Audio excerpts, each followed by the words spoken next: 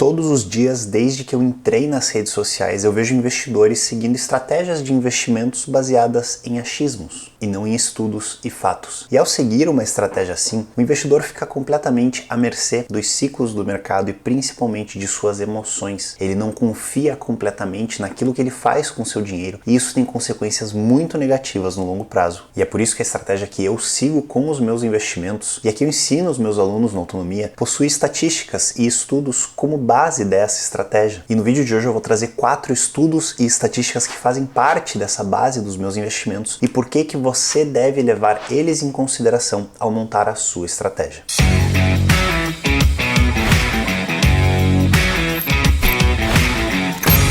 Se você chegou agora aqui no canal, muito prazer, meu nome é Daniel Staff, eu sou especialista em investimentos internacionais e finanças comportamentais e a minha missão aqui é trazer conteúdo de qualidade para que você tenha autonomia com o seu dinheiro e os seus investimentos. E antes de falar sobre esses estudos para vocês, eu quero contar para vocês que essa estratégia que eu venho trazer aqui, que eu uso com o meu dinheiro, uso na carteira do meu filho, ensino os meus alunos, é uma estratégia que eu aprendi dentro da Merrill Lynch, um dos maiores bancos de investimentos do mundo, que eu trabalhava gerindo uma carteira de 5 bilhões de reais e mais ou menos 100 famílias que tinham como objetivo investir globalmente, preservar o patrimônio, atingir a melhor rentabilidade possível da forma mais eficiente que existe no mercado financeiro. Essa estratégia, que eu gosto de chamar de método satélite, ela é composta por ETFs amplos e passivos que formam o core da carteira, o centro da carteira, o planeta da carteira, adicionada a posições individuais ou ETFs mais específicos, que são os satélites da estratégia e que servem para personalizar a estratégia de cada um de vocês. E o bom é que carteiras com $100, $1.000,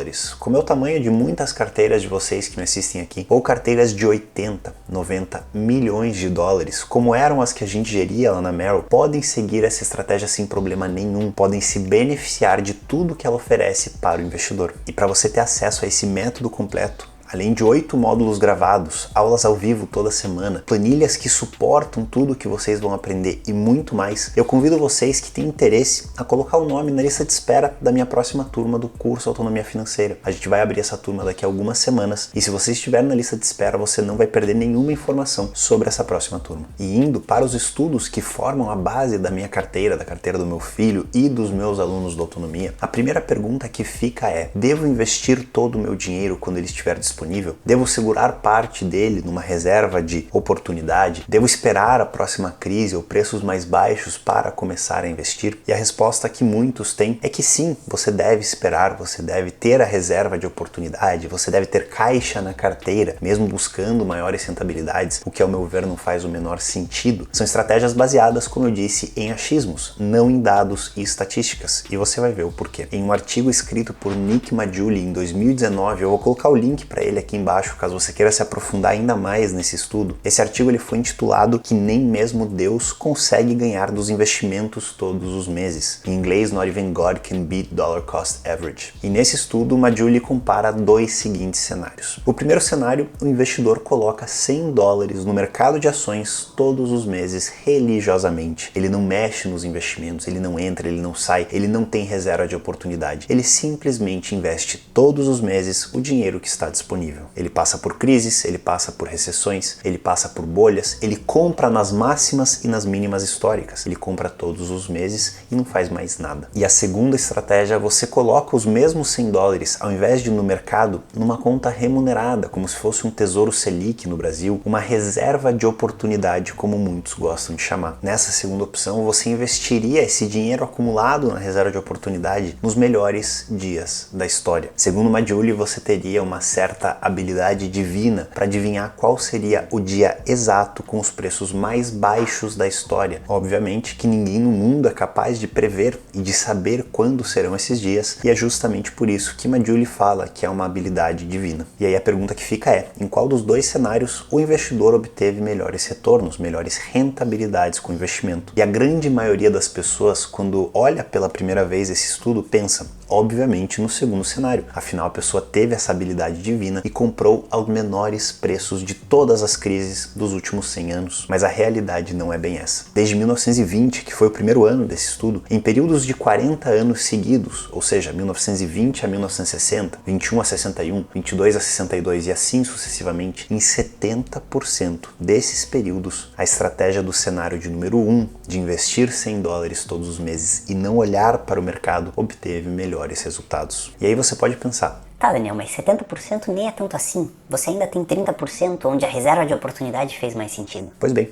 para ela fazer mais sentido, você precisaria da tal habilidade divina. Você precisaria acertar exatamente o dia dos preços mais baixos de todas as crises. E sabendo dessa indagação, Maggiulli fez um segundo estudo, considerando não a compra perfeita no dia dos preços mais baixos, mas sim uma compra ou 2 meses adiantada ou 2 meses atrasada desse melhor dia. Algo muito factível para a grande maioria dos investidores, que com certeza vão errar algumas semanas para mais ou para menos. E nesse caso, ao invés de comprar sempre nos dias perfeitos e ganhar em 30% dos casos do que sempre compra, ao errar em 2 meses o dia da compra, 97% das vezes o investidor teve piores resultados. Ou seja, é isso mesmo. Em apenas 3% dos períodos de 40 anos, desde 1920, 99 anos de estudo, que foi de 1920 a 2019, a reserva de oportunidade valeu a pena caso você não tenha uma habilidade divina. E é por isso que esse estudo serve como o primeiro pilar da minha estratégia de investimentos. Compre sempre, sempre que o dinheiro estiver disponível, sempre que o dinheiro cair na sua conta. Não tenha reserva de oportunidade caso você queira buscar a maior rentabilidade. Essa reserva, esse caixa na carteira, ele serve para reduzir a volatilidade, para deixar a carteira mais conservadora às custas de rentabilidades piores. Então, se você busca a maior rentabilidade e tem estômago para aguentar esse risco, sempre invista, compre sempre que o dinheiro estiver disponível. Beleza, Daniel. Compre sempre, mas compre o quê? E aqui que a gente vai para o segundo estudo no nosso vídeo, que é um estudo feito por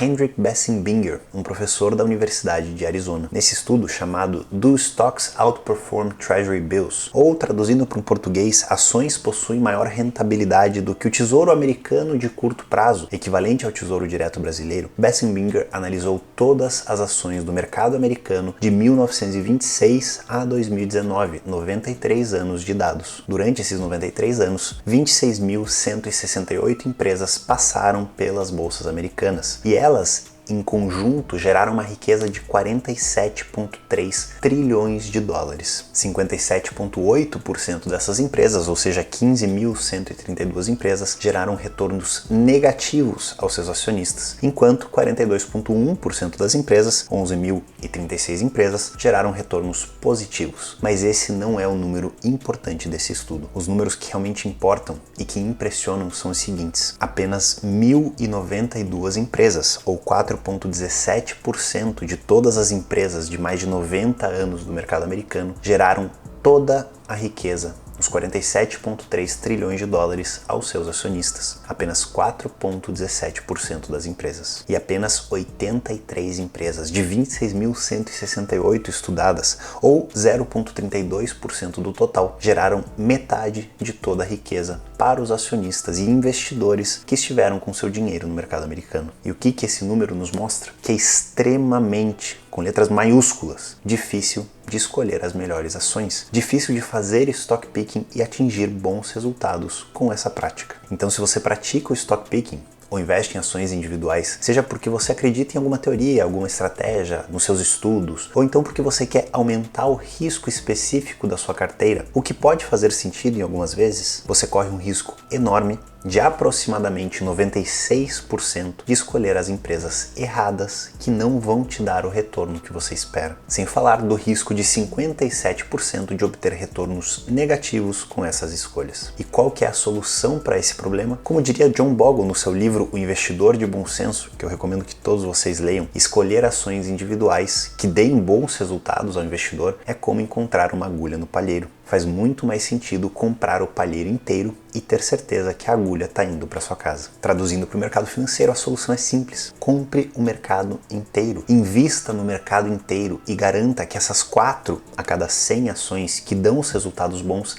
estarão dentro da sua carteira, que você aproveitará esses retornos dessas pouquíssimas empresas e que você terá ótimos resultados de longo prazo. E o melhor de tudo, sem correr riscos adicionais e nem perder tempo com análises, com trocas de carteira, com entradas e saídas de empresas que você nem conhece tão bem. E aí a próxima pergunta é: Tá, Daniel, comprar o tempo inteiro, comprar o mercado inteiro, mas como eu compro o mercado inteiro? E a resposta, mais uma vez, é muito simples, através de fundos. E essa resposta, através de fundos, me leva ao terceiro estudo que forma o próximo pilar da minha estratégia de investimentos. Esse estudo, chamado de SPIVA Scorecard, é feito anualmente pela Standard & Poor's, uma das 3 maiores agências de classificação de risco do mundo. Essa mesma Standard & Poor's é aquela que gerencia, que monta os índices como um dos índices mais conhecidos do mundo, o S&P 500. E o SPIVA, que significa Standard & Poor's Indices versus Active, analisa justamente a performance desses índices montados pela Standard & Poor's, que geralmente são índices passivos, que seguem o mercado inteiro, que levam o palheiro inteiro para casa, contra os fundos ativos, aqueles que têm uma equipe de especialistas por trás, de gestores, escolhendo quais são os investimentos, escolhendo a melhor hora para comprar e para vender, e estratégias mirabolantes que vão te trazer melhores resultados. Pois bem, segundo os dados do último estudo, do último ano, que eu vou deixar o link aqui embaixo para vocês verem, o SPIVA mostra que nos Estados Unidos apenas 7,07% dos fundos nos últimos 10 anos bateram o S&P 500, ou as 500 maiores empresas dos Estados Unidos, em suas estratégias respectivas de investir em grandes empresas americanas. Se a gente comparar com o S&P 1500, que engloba 1.500 empresas com diversos tamanhos, esse número é ainda menor. Apenas 6,02% dos fundos ativos bateram os seus índices de referência. E o interessante é que esse estudo não engloba apenas fundos americanos. Ele observa fundos ativos de diversos países, Canadá, Reino Unido, Japão, Austrália, inclusive Brasil, Chile e outros países latino-americanos. No Brasil, por exemplo, em períodos de 10 anos, apenas 13,47% dos fundos ativos ganharam do seu índice de referência. E é interessante observar que quanto maior é o prazo, eles fazem estudos de 1 ano, 5 anos, 10 anos e logo menos terão estudos de 15 anos ou mais. Quanto mais longo é o período, menor é o percentual de fundos ativos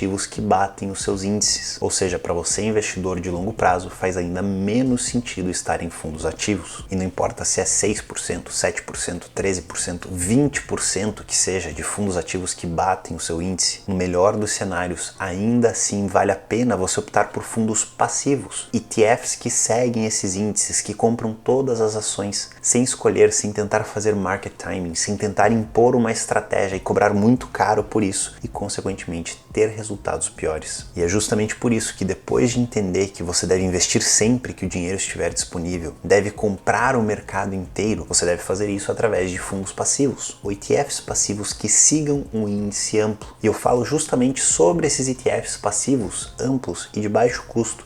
Nesse vídeo aqui eu explico todos os detalhes deles, inclusive eu dou algumas sugestões de estratégias para vocês adotarem nesses planetas que a gente está falando. Eu vou deixar esse vídeo no final desse daqui para você assistir quando esse daqui terminar. E por último, entendido tudo isso, o próximo foco do investidor deve ser em manter os custos dos seus investimentos o mais baixo possível. Dentro desses custos a gente tem taxa de administração, taxa de corretagem, qualquer comissão cobrada por algum agente autônomo de investimentos que pode te ajudar nesses investimentos, qualquer tarifa, enfim, qualquer tipo de custo envolvido com seus investimentos. E por que eu digo que os custos são tão importantes assim, que você deve focar tanto neles? Pois bem, esse é o nosso quarto e último estudo do vídeo. E não é bem um estudo, mas sim um cálculo matemático que chega a impressionar quem nunca viu ele. Nesse cálculo, apresentado pelo próprio John Bogle no livro Investidor de Bom Senso, que eu falei anteriormente, ele mostra os impactos que um custo de 2% ao ano, que no começo parece ser inofensivo, pode fazer com os teus resultados de longo prazo depois de algumas décadas. Esse custo de apenas 2%, ele pode aparecer de diversas formas. As mais comuns são taxas de administração de fundos ativos ou então comissionamentos para assessores de investimentos. E esse pequeno custo,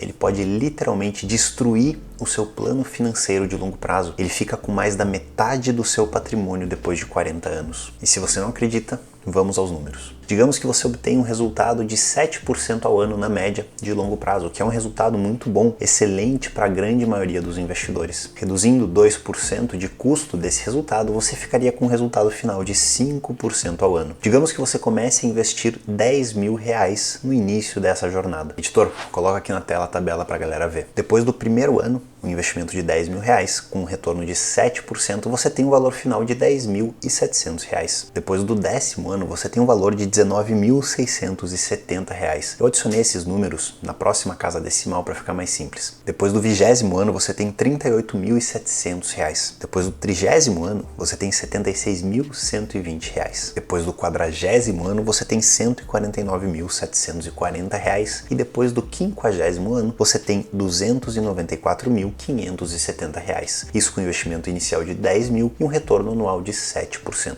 Vamos ver agora o resultado que você teria com retorno de 7% menos 2% de custo. Depois do primeiro ano, você teria R$10.500, uma diferença de R$200. Depois do 10º ano, você teria R$16.290, uma diferença de R$3.380, ou 17,18%. Que vocês já podem notar que um custo de 2% depois de 10 anos já vira 17% do seu patrimônio. Depois do 20º ano, você teria R$26.530, com uma diferença de R$12.170, ou 31% do seu patrimônio. Depois do 30º ano, você teria R$43.220, uma diferença do seu retorno de 7 para 5% de R$32.900, ou 43,22% do teu patrimônio final. Depois do 40º ano, teu resultado final com 5% de retorno é de R$70.400, ou R$79.340 a menos do que você teria com retorno de 7%. E aqui que está esse número.